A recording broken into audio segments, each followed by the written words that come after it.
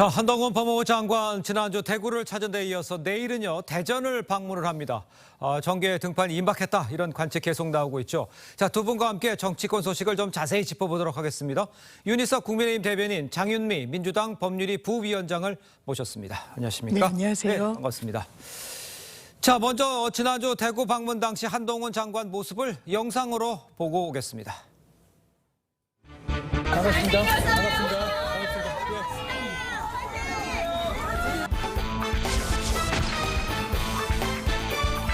제가 대구에 두 번째 왔는데요. 저는 평소에 대구 시민들을 대단히 깊이 존경해 왔습니다.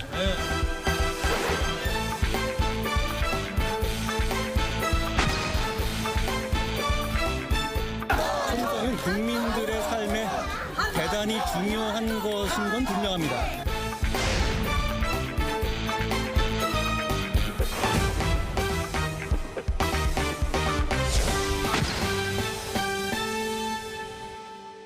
자, 지금 보셨습니다만 시민들의 이제 사진 촬영 요청이 이어지면서 한동훈 장관이 열차 탑승을 3시간을 늦추고 함께 사진을 찍어주고 이렇게 시간을 보냈다 이런 이야기입니다.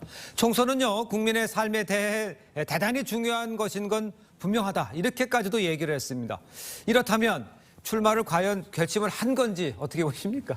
그래서 뭐 결심한 건지는 한동훈 장관한테 직접 물어봐야 되겠는데 예. 지난 9월 국회에 나가서 한 질문에 대한 답변에서는 본인이 할 일이 있다 이런 식으로 애둘러서 입장 표명을 유보했었거든요. 예. 그런데 이번에는 총선이라는 단어를 직접 쓰면서 국민 삶에 중요하다.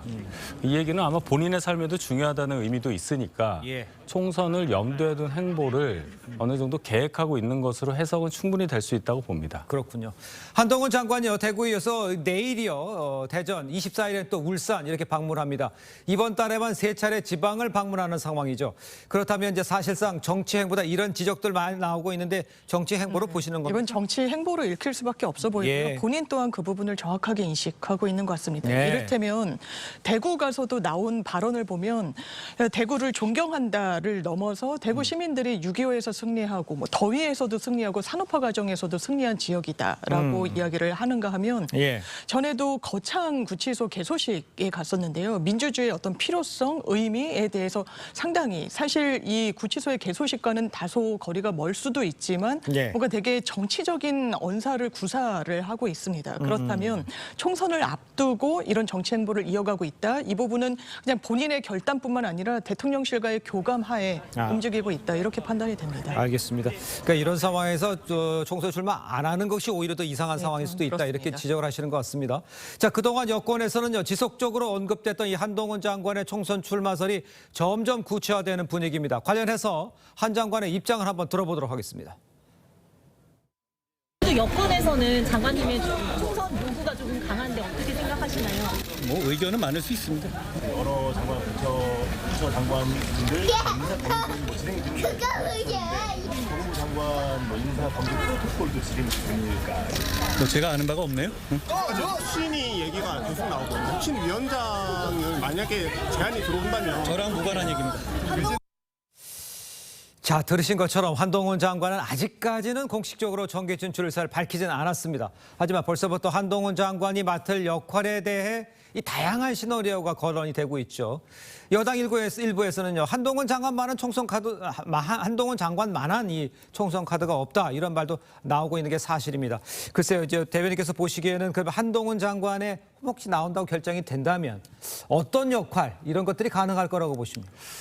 대중들은 늘 정치와 관련해서 새 인물을 원합니다. 그렇겠죠. 그리고 그 새 인물이 대중이 원하는 어떤 그런 생각을 갖고 있고 그런 말을 해준다면 더 열광을 하는 법인데 네네. 한동훈 장관 한 2년 전부터 이 대중에게 노출된 이후로 보면은 전혀 국민들이 보지 못해왔던 그런 유형의 인물이라고 봐야 되겠죠. 일단 뭐 외모를 가꾸는 남자 그리고 굉장히 스마트하면서도 절제된 발언, 여러 가지를 봤을 때 또 상대적으로 젊고요. 네. 그런 차원에서 볼 때 국민들께서 좋아할 만한 요소를 상당히 많이 갖추고 있는데 그렇다면은 저희 입장에서 총선을 준비함에 있어서 예. 물론 각 지역구에 나오는 그 개개인 후보도 중요하겠지만 이 선거를 누가 이끌고 있다고 보여지느냐 이 점도 중요하지 않겠습니까? 예. 예를 들어서 한동훈 장관이 정치에 입문을 한다고 선언을 하고 예. 저희 당의 뭐 예를 들어서 전국 선대위원장 정도의 직위를 가지고 전국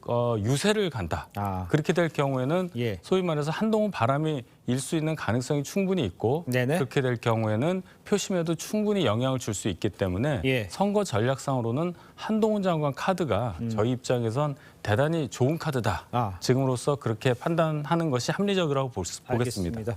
윤 대변인도 선대위원장까지 언급을 하셨습니다만 이제 신선한 이미지 이런 것들 때문에 유력하게 이제 사용할 수 있을 것 같다 이런 지적을 해주셨습니다. 그런데요. 어느 지역에 출마하느냐에 따라서 다르겠고 또 한동훈 장관 지역구 출마 시 파괴력은 어떤지 또 총선 전체 방금 말씀하신 대로 총선 전체 판도에는 어떤 영향을 미칠지 좀 예상을 해보시면 밖에서 봤을 때는 어떻습니까? 일단 한동훈 장관을 둘러싼 이 총선에 참여할 것이다라는 설은 정치적 체급을 키워주고 있는 게 분명히 있죠. 지금 그런데, 상황이? 예. 정치를 하겠다고 선언을 하는 순간 그 확장성이 어디까지 미칠 것인가는 좀 의문입니다. 그렇습니까? 한동훈 장관이 법무부 장관으로서 업을 수행하는 데 있어서 예. 분명히 잘한 부분이 있는데 네. 이제 국회에 나가서 했던 이런 언행들, 국회에 대한 존중이 있다라고 보기는 어렵죠. 이런 부분이 사실 정말 이번 총선에서 중요한 중도층 민심을 견인할 수 있을 것인가, 예. 확장성을 과연 가진 인물일 것인가. 에 대해서는 물음표가 쳐지고요. 네. 아무래도 윤석열 대통령의 측근이다, 오른팔이다라고 하기 때문에 총선을 치르는 과정에 있어서도 윤석열 대통령의 그림자로서의 기능에 좀 국한될 수밖에 없을 겁니다. 이준석 전 대표 같은 경우에도 한동훈 장관은 정치 일선에 나서더라도 윤 대통령에 대한 쓴소리는 할 수 없을 것이라고 했는데 네. 이번 선거의 구도는 기본적으로 윤석열 정권에 대한 심판론이 부상할 수밖에 없는 구도입니다. 정권의 한 복판에 치러지는 총선이기 때문에 그런데요. 이런 와중에 그렇다면 윤석열 대통령에 대한 실정에 대한 대립각을 세우지 못하면서 본인의 어떤 인물론으로 이런 총선에 유리한 입지를 다져나갈 수 있다. 예. 그래 보이지 않고 인물의 한계도 좀 뚜렷해 보입니다. 알겠습니다. 장 부위원장께서는 좀 이렇게 후한 점수는 주지 않으시는 것 같긴 합니다. 일단 이런 상태에서 또 하나 좀 체킹해 봐야 될게요. 이 신당 창당 속도를 내고 있는 이준석 전 대표는 언젠가 이 한 장관과 경쟁할 수도 있다. 이런 생각을 했다는 발언을 했었습니다. 한 장관이 출마한다면 이준석 전 대표가 일으켰던 그 신당 아직 뭐 결정되지는 않았습니다. 신당 바람에도 영향을 막을 수 있는 영향을 있을 수 있지 않을까 이런 생각을 해보는 또 어떻습니까? 충분히 미칠 수가 있죠. 예. 이준석 전 대표가 지금 보시면은 상대적으로 연령이 젊기 때문에 예. 굉장히 새로운 인물이다 이런 인식을 할 수도 있겠지만은 이미 정치 데뷔한 지 12년이 지났습니다. 예. 따지고 보면은 굉장히 정치권에 오래 있었던 사람인데 한동훈 장관이 예를 들어서 정치권에 입문을 했다고 치면 예. 그 새로움은 아마 이준석 대표가 갖고 있는 신선함과는 훨씬 더 거리가 먼 엄청난 파괴력을 가지고 있을 거라고 봐요. 지금 윤석열 대통령과 한동훈 장관을 연결시켜서 예. 윤석열 대통령의 이미지와 한동훈 장관의 이미지가 겹친다는 말씀을 하셨는데 네. 지금 대중들이 보는 열광하는 한동훈 장관의 이미지는 물론 윤석열 대통령과 같은 정치 행보를 걸어왔다는 인식은 있겠지만은 예. 전혀 다른 외향적인 스타일이 있단 말이에요. 연령도 그렇고 뭐 외모도 그렇고 여러 가지 이미지가 윤 대통령과 한동훈 장관은 또 차별화된 점이 있다. 그러면서도 보수 가치를 지키면서 국가 운영에 참여했던 그런 여러 가지 점이 있기 때문에 한동훈 장관에 대해서는 민주당에서도 대단히 경계를 해야 할 상황이라고 저는 봅니다. 알겠습니다. 장 부위원장에 대해서 이제 비판에 대해서도 좀 지적을 해주신 것 같습니다. 일단요, 민주당은요 연일 한동훈 장관과 공방을 벌이고 있는 상황이죠. 이 대구행을 놓고 어떤 입장을 보였는지 야당 목소리를 한번 들어보겠습니다. 몰려든 촬영 요청에 기차표까지 취소하며 3시간이나 사진을 찍었다는데 출마 생각에 무척이나 설렜습니까? 이런 상황에서 누가 전략공천은 없다는 인유한 혁신위의 양두구육을 믿겠습니까? 용산의 허락 없이는 아무도 전략공천은 없다는 뜻일 겁니다.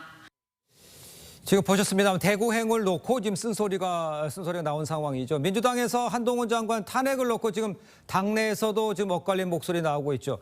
이 문제는 당내에서 어떻게 지금 정리가 되고 있는지 좀 이야기를 좀 들어봐야 될 것 같아요. 일단 이 정부 인사들 중에 법률상 그리고 헌법상 위반이 있는 분들에 대해서는 탄핵을 좀 추진하고 있는 부분이 있지 않습니까? 예. 그렇지만 의원총회를 거쳐서 또 한동훈 장관에 대한 탄핵은 좀 뒤로 미뤄뒀거든요. 이게 네네. 미룬 것인지 실행을 하지 않는 것인지는 지켜봐야 되겠지만 예. 탄핵을 할 수 있는 제도가 있다라고 해서 이게 정말 전략 전술적으로 온당한지는 점검을 해봐야 되는 필요가 있는 것 같습니다. 예. 이를테면 탄핵을 하면 직무가 정지가 됩니다. 직무가 정지되기 그러니까요. 이전에 한동훈 장관이 사의를 표명할 가능성이 매우 농후하기도 하고요. 예. 그러니까 사실상 어떠한 뭐 이득도 없다라고 볼 수 있는 부분이 있고 네. 실제로 그 직을 유지하더라도 탄핵은 6개월 안에 결론이 나오도록 되어 있습니다. 그러면 이게 총선을 앞두고 또 미리 결론이 탄핵이 이제 기각되는 방향으로 나왔을 때 그 후폭풍, 정치적인 부담, 민주당이 온전히 감당해야 되는 부분이 있습니다. 예. 또 한동훈 장관 같은 경우에는 물론 국회에서 대단히 확정적으로 범죄 사실을 이야기하고 언급한 예. 부분이 피의 사실 공표다 그리고 현행법 위반이다라는 소지가 있지만 이건 어느 정도 과거의 일 아니겠습니까? 지금 현재 진행형인 부분이 없어서 예. 지금 탄핵 카드를 꺼내는 건 전략적으로는 적절하지 않아 보입니다. 그러니까 정치적으로 전략적으로 적절치 않다고 하지만 그 철험회를 비롯한 이제 강성 지지층의 요구는 그걸 무시하듯이 강력하게 나오고 있잖아요. 지도부도 부담스럽단 말이죠. 이 관계는 어떤 식으로 지금 정리가 되고 있습니까? 아무래도 강성 지지층들 그리고 당원들 중 일부에서는 예. 탄핵을 해야 되는 거 아니냐, 탄핵 카드를 좀 유효하게 가져가야 되는 거 아니냐라는 목소리가 예. 많은 것도 사실입니다. 하지만 탄핵의 요건에 해당한다고 해서 정부 네. 탄핵을 했을 때 종전에 탄핵했던 이상민 장관 같은 경우에도 이게 헌법재판소에서 예. 기각이 되면서 오히려 면죄부를 준 셈이 됐다라는 지적도 있어서 예. 이런 부분에 대한 입장은 좀 심사숙고해야 될 거라고 생각합니다. 알겠습니다. 이런 가운데 이제 인요한 혁신위가요 4호 혁신안으로 전략공천 원천 배제를 내놨습니다. 글쎄 민주당에서 양두구역이라는 비판도 하고 있습니다만 혁신안 실행 가능성 이건 사실 좀 궁금해요. 그 방금 강선우 대변인이 굉장히 비판수를 높여서 얘기를 했는데요. 예. 강 대변인은 윤석열 대통령 발언을 좀 잘 기억을 하셔야 될 것 같아요. 대통령이 뭐라고 하셨습니까? 예. 용산 대통령실 출신도 출마하는 건 좋은데 다 경선 거쳐야 한다. 예. 본인 경쟁력으로 공천 따야 한다. 이렇게 말씀을 하셨어요. 그렇습니다. 그렇기 때문에 혁신에서 얘기한 것이 뭐 설령 용산에서 영향력을 미친다고 가정을 하더라도 예. 용산 생활과 전혀 다른 점이 없다. 저희 당이 지금 이렇게 혁신의 모습을 보이고 있는데 개딸, 수박 이 논란 속에는 민주당이 움직인 거는 전혀 다른 국민들이 바라는 움직임을 보인다고 할 때 네. 민주당에서 좀 진지하게 반응을 하셔야 됩니다. 저런 비아냥거림은 국민들께서 그렇게 좋게 보시지 않을 거라고 저는 확신합니다. 알겠습니다. 자, 다음 소식도 짚어보겠습니다. 민주당이 내년 총선을 앞두고요. 2030 세대를 겨냥해서 만든 이 현수막이 있었습니다. 근데 청년 비하 논란으로 지금 번진 양상이에요. 민주당은요, 문구를 삭제하면서 해명에 나섰는데 이 비판은 이어지고 있습니다. 민주당 입장을 좀 들어보도록 하겠습니다. 당에서 한 게 아니고 업체에서 캠페인 준비를 위해서 했던 겁니다. 캠페인을 준비하는 홍보 시행사 뭐 이런 곳인 것 같습니다. 뿌리 자르기 아닌가요? 그건 그렇게 말씀하시는 거는 전 뭐 동의하기는 좀 어렵고요. 일련의 과정에 있어서 이제 업무상의 실수들이 좀 있었던 거는 맞는 것 같은데 당직자나 뭐 당이 개입을 한 사안이 아니기 때문에.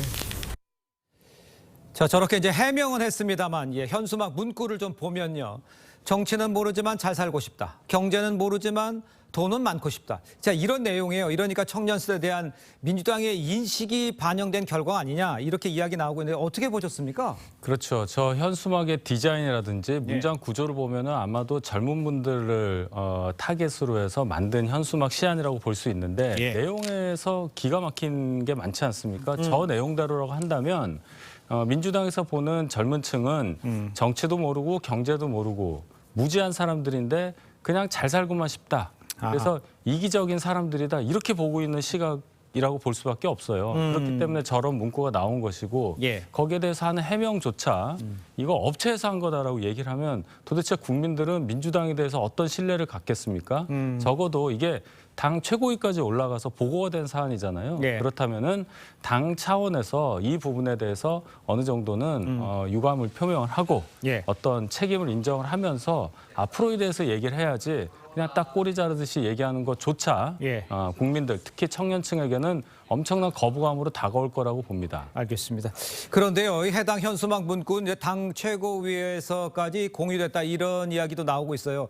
당내에서 이 문구를 보고 그러면 아무 이상함을 느끼지 못한 거 아니냐 이렇게 할 수밖에 없는데 상황이 어땠습니까? 일단 이 현수막 문구라는 건 예. 민주당 입장대로 시안인 건 맞아야 네네. 보고요. 이런 여러 청년층에게 다가갈 수 있는 문구가 이 언론에 나온 두세 개로 좁혀지는 게 아니라 상당히 많았다라는 겁니다. 그래서 네. 이 부분이 전부 다 최고위에 보고되진 않았을 것으로 보이는 부분이 있고요.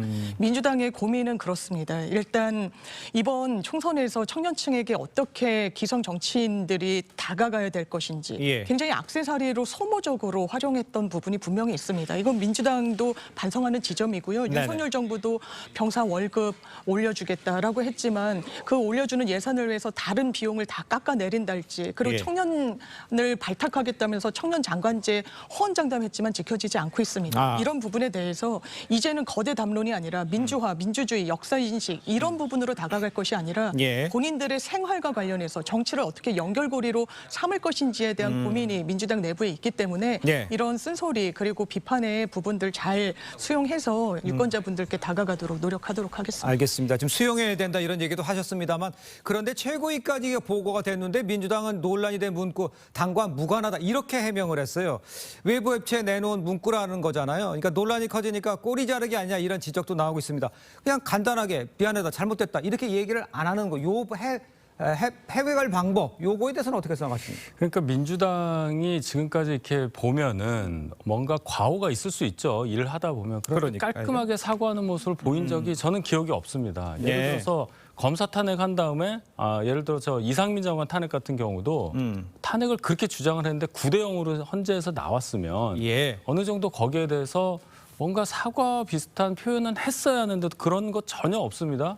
이번에도 마찬가지인 게 자꾸 업체 탓을 하는데 그만큼 자신이 없는 건지 야. 아니면 사과를 하면은 뭔가 이게 뭐 굴복한다는 그런 어떤 운동권식 논리를 아직도 갖고 있는 건지는 모르겠는데 예. 국민들께서는 그 과오 자체보다도 이러한 사과를 안 하는 인정을 하지 않는 태도에 대해서 더 실망한다. 이것을 꼭 아셔야 한다고 저는 강조하고 싶습니다. 알겠습니다. 자, 이다음에 이제 비명계 의원 모임이 원칙과 상식 첫 행사 이야기도 해보겠습니다. 현수막 논란이 집중 포화가 쏟아졌어요. 조홍천 의원 이야기를 한번 듣고 이야기를 이어가도록 하겠습니다. 복임제 행정관청 비슷하게 운영이 되고 있습니다. 만약에 이게 합의제로 이루어졌다면 무슨 시안이 나오고 하면 이상하잖아. 그래서 갑론을박을 하면서 그 사이에서 필터링이 이루어지고 오류가 수정이 되는데 그 과정이 없었던 것 같습니다. 패권이 너무 세다 보니까 유일체제다 보니까 무오류에 빠져 있어요. 무오류. 어제 이제 청년 간담회에서 민주당 하면 이 독재 공포가 떠오른다 이 비판 나오고 있습니다. 현수막 논란도 이 토론과 비판을 허용하지 않는 당내 분위기 탓이다 이렇게 지적이 나오고 있죠. 아까 그냥 심플하게 사과하지 않는 그 모습, 그다음에 저런 지적들 어떻게 평가를 하십니까? 일단 이 부분이 확정된 안이 정말 현수막으로 걸려서 국민들께 불편함을 드렸다면 사과하는 게 맞겠죠. 예. 그런데 말씀드렸다시피 예. 이 부분은 검토 단계에 있었던 부분이 중간 단계에 언론에 좀 알려진 부분이 있습니다. 그러면서 이 부분을 걷어들이겠다고 했기 때문에 논의 과정 중에 있었던 부분에 대해서 사과를 하는 것이 과연 필요한 것인가라는 좀 의문이 들고요. 예. 이 부분도 독임제 기간이다. 어떠한 전혀 합의가 없었기 때문에 그랬다. 이게 바로 당의 한 단면 아니냐라는 쓴소리 새겨들을 부분이 있지만 그게 사실관계는 좀 다른 부분은 있는 것 같습니다. 왜냐하면 논의 과정 중에 있었던 부분이 좀 알려져서 불편함을 드렸다는 측면을 다시 한번 말씀드리고자 합니다. 알겠습니다. 일단요, 현수막 논란이요, 야당 계파 갈등으로 이어지는 건 아니냐, 또 이런 양상이 벌어지고 있다라는 지적도 할 수 있을 것 같습니다. 근데 앞서서요, 이낙연 전 대표요, 이재명 대표의 사법 문제로 당의 도덕적 감수성이 퇴화됐다고 강하게 비판하기도 했습니다. 상대당 입장에서 민주당 상황은 어떻게 보십니까, 지금?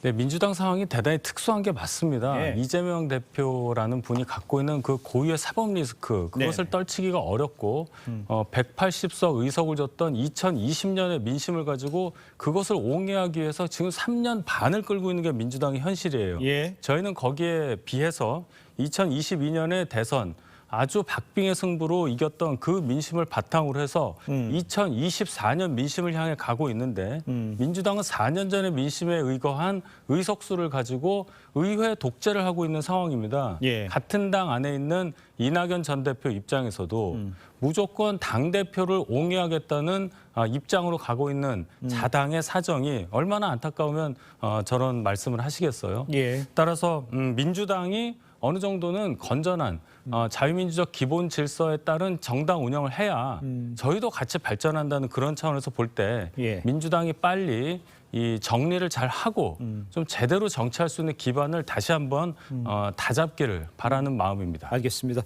일단 그 부위원장께 이렇게 여쭤볼게요. 청년에 대한 요 한 건만으로 청년에 대한 정책이라든가 준비가 잘못됐다 이렇게 평가하고 싶지는 않지만 청년에 대한 대응은 어떤 식으로 준비를 하고 있고 방금 나왔습니다만 이낙연 전 대표의 발언도 상당히 곱씹어볼 대목이 있거든요. 어떻게 그렇습니다. 보십니까? 사실 청년 유권자층에 어떻게 다가갈지는 민주당에 깊은 고민이 있는 게 사실입니다. 네. 이게 미래 세대이기도 하고요. 예. 그 미래 세대의 마음을 얻어야 또 미래 정책, 미래 정치를 준비할 수 있기 때문에 그렇습니다. 예. 그런데 이 현수막 문구가 좀 단편적으로 이게 좀 준비가 되다 보니까 불편함을 드렸던 부분이 있었던 예. 게 사실인 것 같고요. 네네. 말씀드렸다시피 청년의 정말 그러면서도 가치를 실현하는 부분, 그것이 과거의 거대 담론이 아닌 개별화됐지만 정말 의미 있는 그런 청년층의 수요를 예. 정치권이 수용하는 방안에 대해서 민주당의 깊은 고민이 있다는 점 말씀드리고 싶고 네. 또 이낙연 전 총리의 쓴소리는 당연히 새겨들을 부분이 있다라고 생각합니다.